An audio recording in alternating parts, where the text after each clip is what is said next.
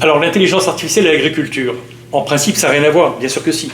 L'intelligence artificielle est en train de rationaliser l'agriculture et en même temps de détruire énormément d'emplois. Pourquoi? Parce que pour nourrir les animaux, vous pouvez le faire vous-même, vous pouvez le faire avec un certain nombre d'automatismes qui sont brinque-ballants, très sensibles, très fragiles. Vous pouvez le faire grâce à l'intelligence artificielle. Quand les nourrir, quelle dose, comment identifier les animaux qui sont malades, comment les traiter, comment les sortir de la chaîne de production animale, etc.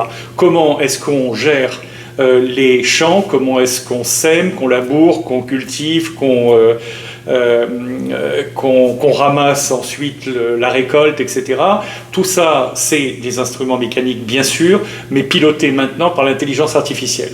Tout le monde sait qu'aux États-Unis, ils ont des modes de gestion de l'agriculture, d'agriculture extensive, où c'est sur de grands espaces avec de grandes machines, etc., etc. Mais là, maintenant, c'est pas seulement ça, c'est l'intelligence artificielle qui rentre dans tous les composants de l'agriculture. Ça veut dire quoi? Ça veut dire des dizaines de millions d'emplois qui disparaissent, qui sont déjà en train de disparaître. Comment on fait pour survivre? Eh bien, il faut s'adapter, apprendre comment, dans son métier, on peut utiliser l'intelligence artificielle. Et si on ne peut pas, eh bien, on change de métier.